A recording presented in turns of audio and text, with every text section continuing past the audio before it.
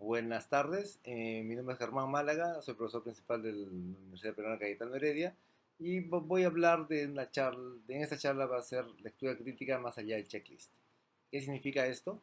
Bueno, empezaré diciendo que la razón por la cual hay que hacer lectura crítica es porque a pesar de que lo que pensamos, de que eh, que la ciencia es pura, diáfana, transparente, en realidad hay una serie de circunstancias y una serie de intereses que hacen que pierda esta pulcritud que debería tener.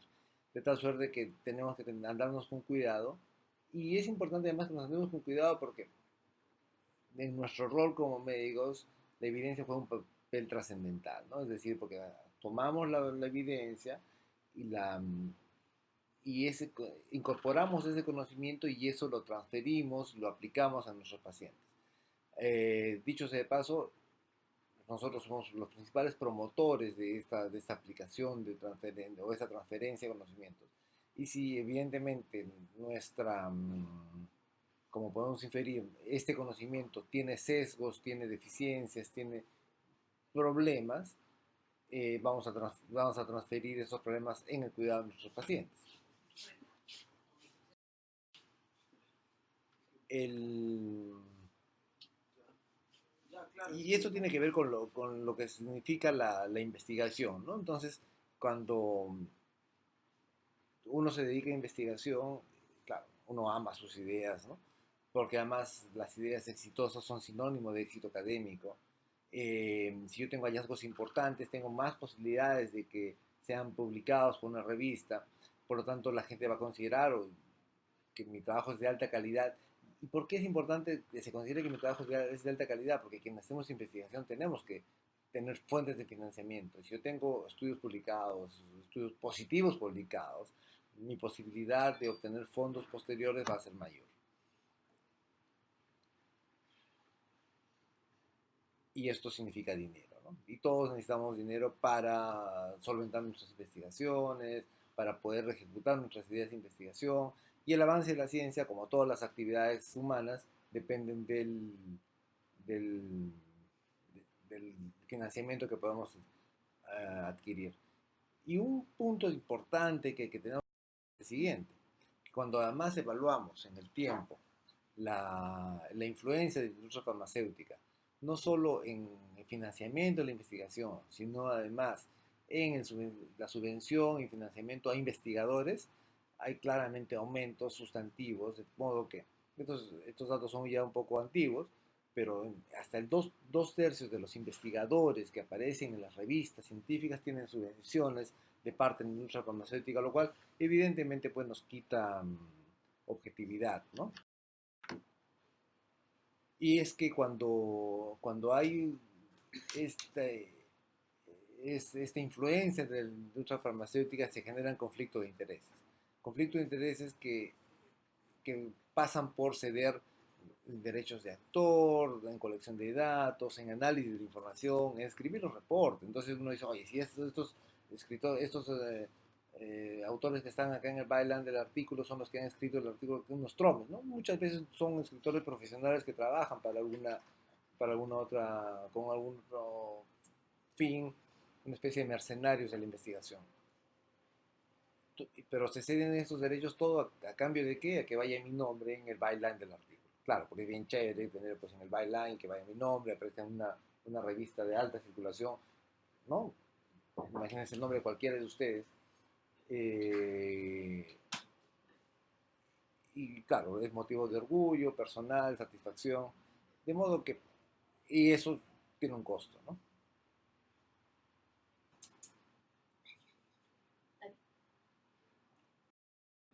Entonces, ya conocemos la recomendación es leer métodos y resultados, obvio en la sección de discusión y conclusión. Yo estoy seguro, hagan una introspección, cierran sus ojitos y verán. Cuando uno lee un artículo, uno lee el artículo, el título y lee la conclusión del abstract y punto. Y es todo lo que leemos. Y vamos a ver cómo esta es una mala costumbre porque esto lo que genera es que fácilmente caigamos en los sesgos, fácilmente caigamos en estas distorsiones de lo que habíamos presentado de resultados presentados o interpretados engañosamente de un artículo. Estas son las partes que tiene un artículo. Tiene un título, tiene el abstract, que tiene su conclusión, tiene una introducción, métodos, resultados y discusión. Las que están en blanco, como pueden ver, son las que normalmente leemos, ¿no? Claro, si es que no leemos solamente el título y la conclusión. Tenemos el abstract, porque claro, chévere. Tenemos la introducción, porque toda la discusión académica que sustenta esta intervención. Tenemos la conclusión. Pero no leemos ni los métodos, ni leemos los resultados. Este es un ejemplo. Disculpe que las perspectivas estén en inglés, pero intentan reflejarlo, o mostrarles textualmente lo que pasó.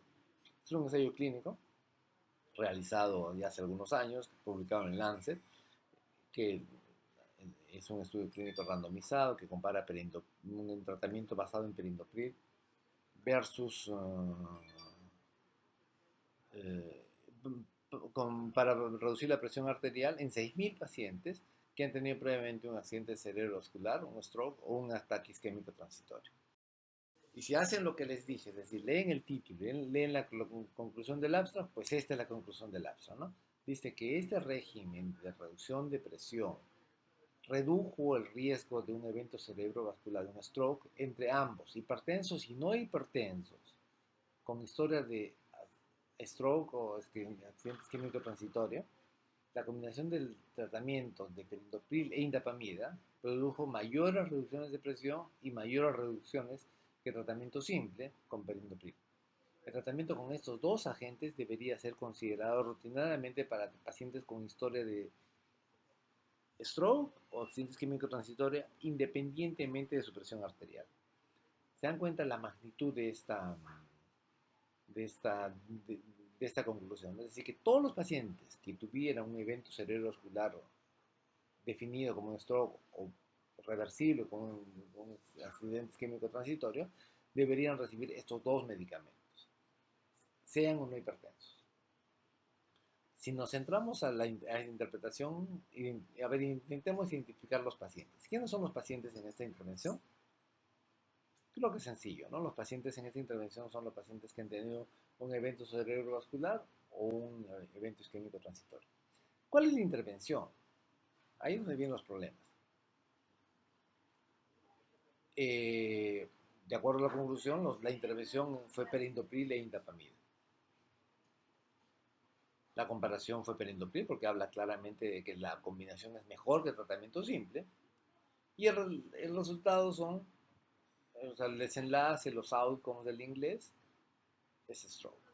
Fíjense cómo podemos construir fácilmente una pregunta pico que nos sirve también para... Y la pregunta pico entonces no solo sirve para formular la investigación, sino que sirve para que podamos identificar el núcleo del artículo, de qué se trata y podamos asimilarlo de una mejor manera. Decían que se trataba de 6.105 pacientes en 172 centros en Asia, Australasia, Europa, que fueron asignados randomizadamente a un tratamiento activo o placebo. Perdón. En ningún momento hablaron de placebo, ni en el título ni en la conclusión del abstract. El tratamiento fue un régimen flexible, que tenía como base el inhibidor de enzima convertidora, y con la adición de un diurético que era la indapamida, hay discreción de los médicos tratantes. El resultado primario fue accidente cerebrovascular, fatal y no fatal, y el análisis fue hecho por intención a tratar. Entonces, si nuevamente hacemos nuestra pregunta pico, pacientes efectivamente son pacientes post-ACV o TIA, y la intervención, a ver, piensen, fue perindopril y o indapamida, porque esa discreción, o sea, todos los pacientes recibieron perindopril y algunos pacientes, grupos de pacientes recibieron indapamida. Y el comparador fue en placebo, lo cual ya también nos habla de o nos pone en tela de juicio, por lo menos en algunos pacientes, el tratamiento estándar. Pues al comparar contra placebo a pacientes hipertensos, evidentemente esto puede ser una transgresión ética, ¿no? Bueno, el objetivo fue accidente cerebrovascular. Entonces, si vemos un diagrama de ¿Cómo estuvo compuesto este artículo? Este artículo estaba compuesto de todos los pacientes recibían perindopril o placebo. Se preguntaba al médico si recibiría indapamida. Si era no, quedaba con la parte superior en negro, perindopril versus placebo. Si el médico accedía a darle indapamida, era el régimen pasaba a ser perindopril más indapamida versus placebo. Cuando leemos los estudios, las revistas secundarias, es importante en este punto reafirmar la utilidad y el valor que tienen las publicaciones secundarias, ¿no? En este caso es el ACP Journal Club. Existe un sinnúmero de publicaciones secundarias en estos días. Journal Watch es otra que es famosa.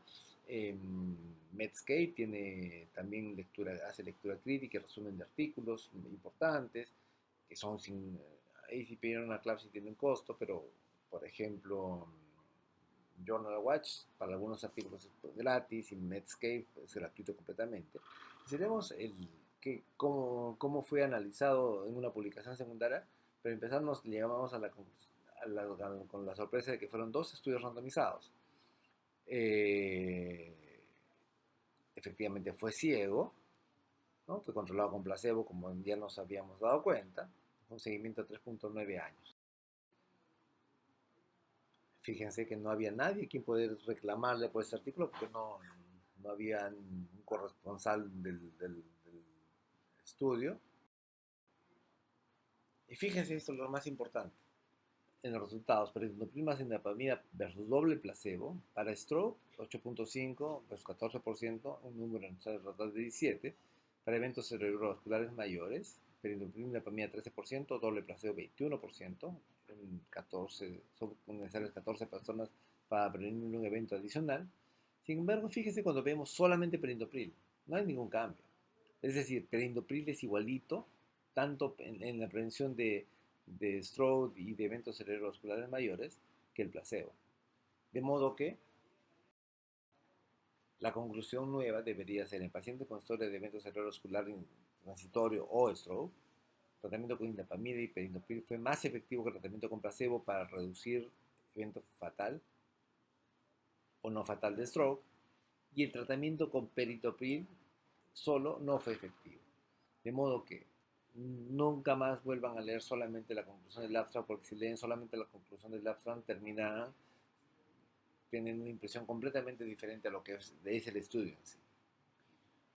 El punto a tratar es, y en el cual todos tenemos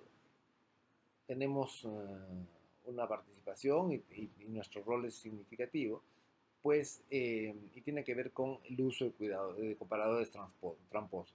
Nosotros como clínicos, como médicos, sabemos cuál es el tratamiento estándar, ¿no?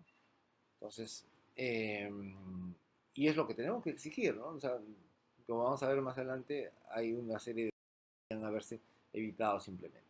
Solo hacer referencia a que cuando el estudio es financiado por una agencia con fines de lucro, existen 3 veces más de posibilidades de que el comparador sea una sustancia no activa o una sustancia que no es la elección, habiendo una sustancia, un comparador óptimo. Uno de los ejemplos más clamorosos fue el uso de bloqueadores receptores de angiotensina para nefropatía diabética, cuando el comparador establecido eran inhibidores de enzima convertidora. En los estudios que están reseñados ahí, todos en New England, se hicieron diferentes tipos de comparaciones, contra placebo, contra calcio antagonistas, contra beta bloqueadores, todo lo cual y nadie llamó la atención de estas comparaciones cuando existía un comparador válido, que eran los inhibidores de enzima convertidora. Este es un ejemplo de ello, ¿no? Este es otro ejemplo en el cual comparan los sartán para la prevención de nefropatía contra inhibidores de canales de calcio, diuréticos, alfa bloqueadores, beta bloqueadores y agentes de bloqueo central. Otra situación en la cual también nosotros tenemos directa participación es que existen comparadores que son incomparables, ¿no? Por ejemplo, existen 8 ensayos clínicos randomizados en los cuales comparan neurolépticos de segunda generación versus 20 miligramos de haloperidol. En mi práctica médica, de más de 20 años como médico, nunca he usado más de 10 miligramos de haloperidol en situaciones extremas, ¿no? ¿Cuál creen que fue el resultado de estos ensayos clínicos?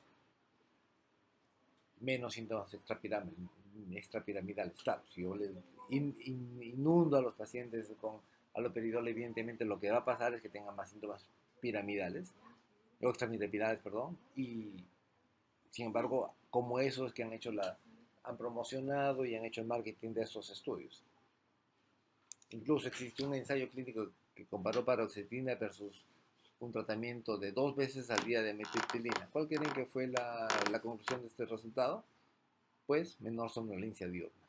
Obviamente, eh, un resultado que se esperaba, teniendo en cuenta que metilpilina nunca se recomienda usarlo de día, y sin embargo, ese ensayo clínico promovía el uso de paroxetina basado en que producía menos somnolencia diurna para los pacientes, lo cual entenderán que es un despropósito, ¿no? Punto a tener cuidado cuando uno hace lectura crítica son los resultados compuestos. Lamentablemente estamos expuestos a todos los ensayos clínicos de cardiología, de endocrinología y de prácticamente toda la medicina está inundada de estudios que tienen resultados compuestos. ¿De qué se trata el resultado compuesto? Mejor les pongo el ejemplo para que lo entiendan.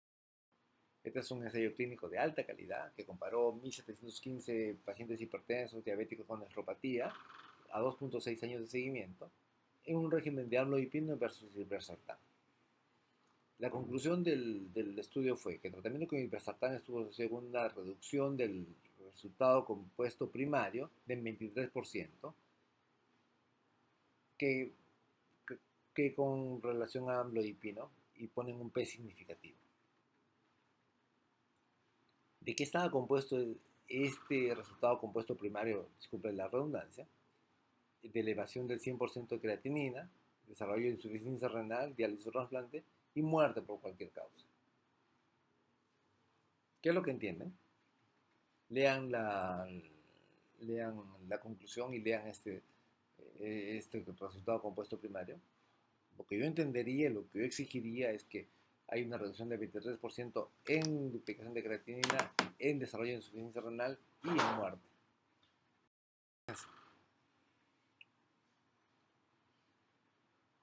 Efectivamente, hay una prevención de la duplicación de creatinina. Sin embargo, cuando ven desarrollo de falla renal, no hay diferencia con relación al... Toca la unidad, o sea, uno podría decir que no hay diferencia entre irbesartán y amlodipino. Y cuando hablamos de mortalidad, no hay ninguna diferencia en mortalidad. Claro, el promedio de los tres sale significativo, pero evidentemente la conclusión del estudio es tendenciosa y sesgada, puesto que está induciendo a pensar que hay una reducción de mortalidad y una reducción del riesgo de falla renal cuando no la hay en realidad, ¿no? Lo que reduce, entonces lo ético sería decir, irbesartán produce menos elevación de creatinina que amlodipino y nada más. Entonces, la pregunta es, ¿cuándo le creemos a los resultados compuestos? Lo primero, esto es un listado de las características que tenemos que exigirle a un resultado compuesto. Primero, que los componentes sean de similar importancia. Se hablan de muerte, se hablan de eventos cardiovasculares mayores, son resultados que tienen la misma importancia. Duplicación de creatinina no tiene la misma importancia. Los resultados deberían ocurrir en más o menos similar frecuencia. En este caso estamos viendo que no ocurren con la misma frecuencia. Claramente, duplicación de creatinina era mucho más frecuente y no más que desarrollo de insuficiencia renal y evidentemente de muerte. Si sea biológicamente plausible, es decir, que si tiene algún sustento fisiopatológico la comparación que se está haciendo, que los estimados intervalos de confianza sean suficientemente estrechos como para tener precisión con relación a este resultado. Si tienen si sí, se podría estar confiado, ¿no? Es decir, que asumir que el efecto combinado sirva para la toma de decisiones. Si alguna de las componentes es no, como hicimos en el caso anterior, miren los componentes y, y asuman, en este caso, como les vuelvo a mostrar el resultado, probablemente para decisiones médicas compartidas se debería usar solamente la duplicación de creatinina. Fíjense lo que les quería mostrar. Hablábamos de que tenga más o menos el mismo resultado. Claramente hay una diferencia, ¿no? Uno tiene una reducción de riesgo relativo de 33%, la otra 23% y el otro menos 3%. O sea, claramente no hay una similitud entre la reducción de efecto y el otro aspecto que tiene o el otro déficit que tiene este resultado compuesto primario es que no hay similar importancia y como mencionamos no hay un similar efecto de tratamiento. Entonces este sería un resultado compuesto al cual no deberíamos creer. Uno de los principales resultados compuestos primarios y uno de los me, más desacertados probablemente de la historia de la medicina es uno que tiene que ver con un estudio que a los endocrinólogos les encanta y que es el UKPDS. Fíjense en este resultado compuesto. Este resultado compuesto realmente, en términos comunes, podría decirse que mezcla papas con camotes, ¿no? Porque por un lado habla de muerte súbita, muerte por hipoglicemia, muerte por hiperglicemia, infarto fatal, y termina, fíjense, con ceguera de un ojo, extracción de catarata o fotocoagulación retiniana. Fíjense además a la izquierda la diferencia entre el grupo de intervención y el grupo control. El grupo de intervención era dieta, una sulfonilurea o insulina, versus dieta, ¿no? Es decir, un tratamiento intensivo de la diabetes versus un tratamiento más relajado. Y el resultado, que lo vamos a ver, fue fundamentalmente menos fotocoagulación de retinas. Con esto, los endocrinólogos nos han metido la idea hasta ahora, cosa que ha sido desmentido hace poco en una revisión sistemática muy grande, de que el tratamiento intensivo para la diabetes reduce los eventos microvasculares. ¿Solamente por qué? Porque, claro, dijeron, oye, hay menos fotocoagulación de retinas, por lo tanto, ergo, menos daño microvascular, por lo tanto, el tratamiento intensivo de la diabetes reduce el daño microvascular. Esto no es cierto, y ciertamente la forma como se demostró fue falsa y ha sido confirmado en una revisión sistemática. Quienes quieran la revisión sistemática me pueden escribir al final estará mi correo y se los compartiré con gusto. Otro, otro elemento que hay que tener en cuenta son cuando hay discretos efectos de tratamiento. Identificarlos, bueno, para eso hay que leer pues, el artículo, ¿no? Por ejemplo, ese es un ensayo clínico en que compara inhibidores de enzima convertidora versus diuréticos y fíjense la diferencia, es 4.2 versus 4.6. Claro, cuando presenta con reducción de riesgo relativo es 11%. Sin embargo, el intervalo de confianza ni siquiera era significativo, porque tocaba la unidad. Pero, si eso lo pasamos y lo proyectamos a un tratamiento, a un número necesario a tratar, teníamos que un número necesario a tratar de 250. ¿Cuál era la conclusión? Con esos resultados nos decían que el inicio de tratamiento, que incluye un inhibidor de enzima convertidora en pacientes particularmente de adultos mayores, pareciera tener mejores resultados que el tratamiento con diurético. Y es un estudio del New England, o sea que mucho cuidado, ¿no? Entonces, para eso hay que revisar, pues, qué cosas nos dice el artículo. Entonces, si el riesgo basal es bajo, ¿no? O si el reporte están utilizando reducciones de riesgo relativo, cuidado, ¿no? Busquen la diferencia absoluta de riesgo, el número necesario a tratar. Por ejemplo, en este estudio que usan reducción de riesgo relativo 22%, la diferencia de absoluta de riesgo solamente de 1.4%, y el número necesario a tratar para prevenir un infarto miocárdico serían 70 pacientes durante 4 años para prevenir un infarto solamente. Entonces, siempre no pierdan de vista la perspectiva, qué significa el resultado que están viendo, ¿no? Otra recomendación es que miren el denominador, ¿no? Si el tamaño del efecto es discreto, una alta tasa de complicaciones, verifiquen que los plazos y denominadores no sean diferentes, ¿no? Por ejemplo, en el UKPDS producía un aumento de riesgo de hipoglicemia de 2.3% por cada año de uso de insulina. Y la reducción del riesgo de cualquier complicación era 3.2 por 10 años de insulina. Si uno hace la relación beneficio-riesgo, el riesgo era 7 veces mayor que el beneficio. En consecuencia, si tienen discretos efectos de tratamiento, se evalúen ventajas y desventajas de la intervención, usen medidas de impacto, consideren cuidadosamente la intervención, no pierdan nunca de vista el denominador y consideren cuidadosamente los valores del paciente. Análisis de subgrupos es otro aspecto que es muy frecuente en nuestros medios, en nuestros tiempos, que se usa por una serie de circunstancias. El gran problema con los subgrupos es de que si yo hago un ensayo clínico que tengo 10.000 pacientes, puede tener inmensa, una base inmensa en la cual puedo hacer todos los análisis que quiera, ¿no? Todos los análisis que se me ocurran. Algunos saldrán positivos, algunos saldrán negativos, y muchos de los que salen positivos van a ser seguramente ciertos, pero muchos van a ser por azar también. ¿Qué pasa si yo me pongo a hacer phishing? Me voy de pesca con mi gran base de datos, voy a obtener resultados que pueden ser positivos sin que necesariamente eso sea verdad y corresponda únicamente al azar. Y eso es lo que hay que tener. Y existen este tipo de estudios en los cuales la conclusión es que el inicio de un tratamiento antihipertensivo que incluya el que les mostré, o sea, particularmente en hombres, tenga mejores resultados que con diuréticos. ¿Cómo protegernos o identificar esto? Primero, que la posibilidad de diferencia por sexo no fue una hipótesis. Es decir, ¿qué significa esto? Que para yo creer a uno de estos resultados, esta hipótesis tendría que ser planteada previamente. Es más, tendría que ser randomizada para esta hipótesis que yo tengo esta sospecha.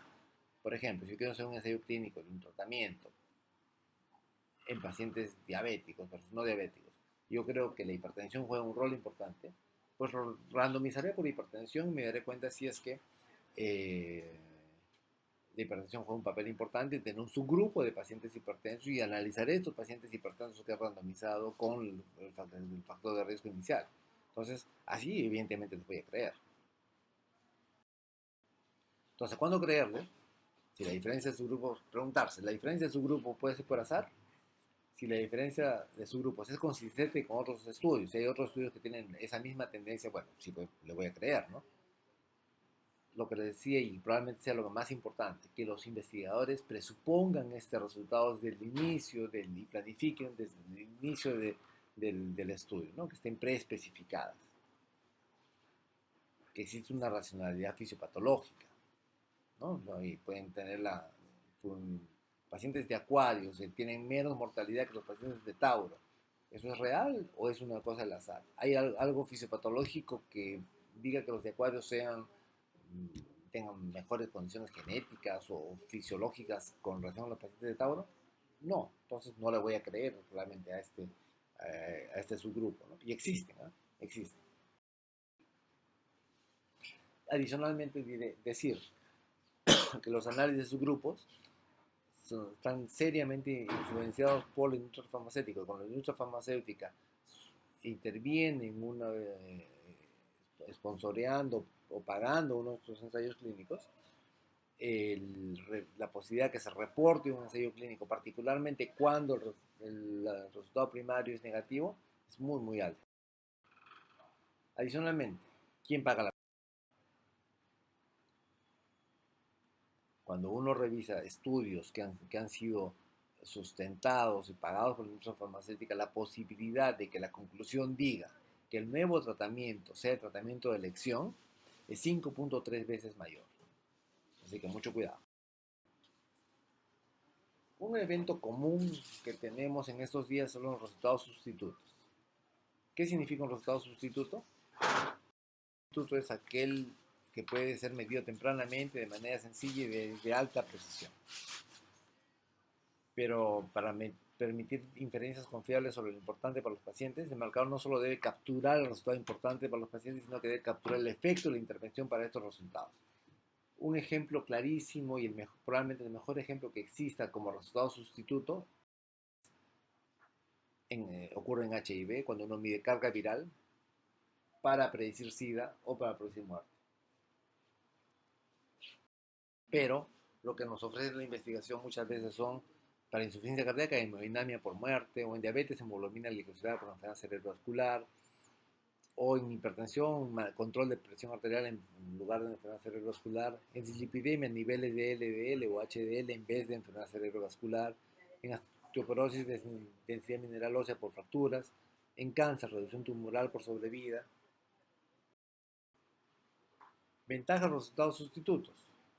Es barato, ¿no? O sea, claro, si yo quiero evaluar la efectividad de un medicamento para diabetes y control de hemoglobina glicosilada, bacán, pero pues, si yo tengo que evaluar riesgo cardiovascular, amputaciones, evidentemente necesito un mayor tiempo de seguimiento, necesito un mayor número de pacientes, eh, con lo cual encarezco los estudios.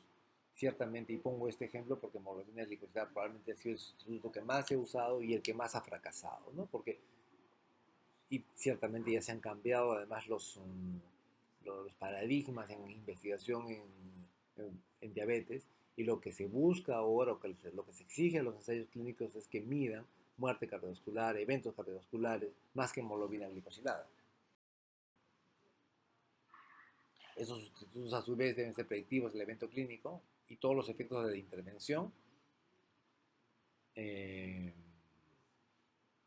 deben ser capturados por el subrogado, pero implica que el mecanismo biológico, la vía y el mecanismo intrínseco sean conocidos a la perfección. ¿Cuándo creer los institutos? Si hay una fuerte y consistente asociación entre el resultado del subrogado y el resultado importante para los pacientes. El sustituto debe estar asociado con el resultado. Evidentemente, si se trata de un ensayo clínico, va a tener mucho más valor que un observacional. A mayor fortaleza de asociación, más probable que esté vinculado a un sustituto con el resultado. Y si la correlación es baja, el sustituto es un pobre cuando hay un efecto de clase, ¿no? Es decir, que todos los ensayos clínicos aleatorizados con un medicamento han demostrado una mejora del sustituto de manera consistente.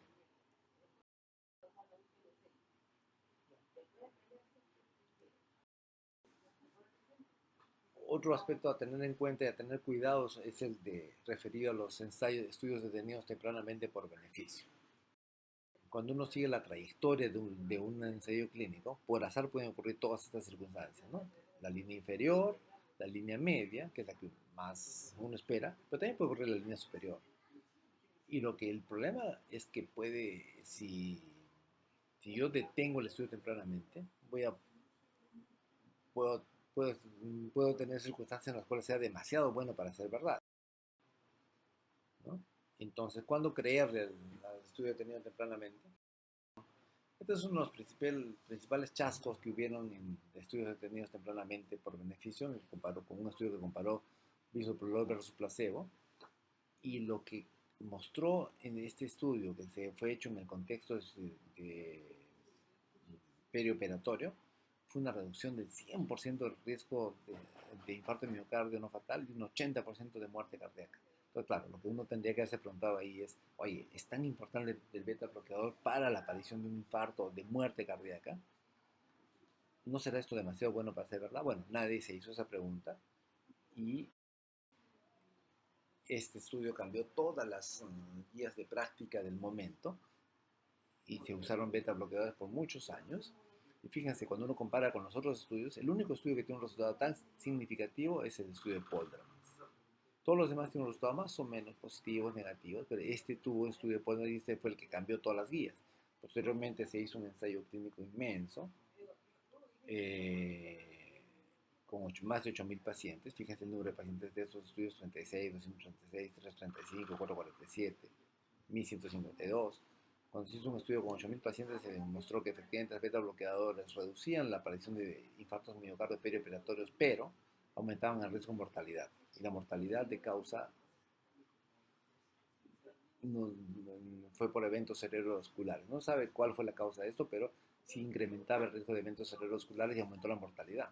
Imagínense la cantidad de pacientes que se han muerto por este resultado que fue detenido tempranamente por beneficio. Entonces siempre preguntarse, oye, ¿esto no es demasiado bueno para ser verdad? Adicionalmente se ha demostrado que los estudios truncados tempranamente por beneficios se asocian a mayores efectos de tratamiento que los ensayos clínicos no parados, no detenidos, y esa diferencia fue independiente de la presencia de tensión estadística y siempre fue mayor en estudios pequeños. En conclusión, ¿qué medidas tener para que nos saquen la vuelta? Uno, lean la sección de métodos y resultados o bien los abstracts y las discusiones. Busquen publicaciones secundarias. Cuidado con las comparaciones tramposas.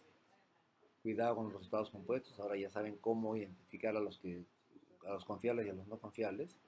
Lo mismo para discretos efectos de tratamiento. Y les diría, calculen sus NNTs. Calculen NNTs a todos los resultados. Se darán cuenta cuándo el resultado es válido y cuándo es importante y cuándo no es importante. Cuidado con los análisis de subgrupos, también ya les he dejado la lista de cuáles son cuándo creerle a un subgrupo. Nuevamente, duden de quién paga la cuenta. Los resultados sustitutos, sean exigentes con los sustitutos, es mejor que nos muestren los resultados importantes para pacientes que resultados sustitutos. Cuidado con los estudios detenidos tempranamente por beneficios que nos encantan a los médicos, ¿no? Además nos promocionan, doctor, mi producto es buenísimo, no pueden seguirse exponiendo pacientes con otros medicamentos que no sean el mío.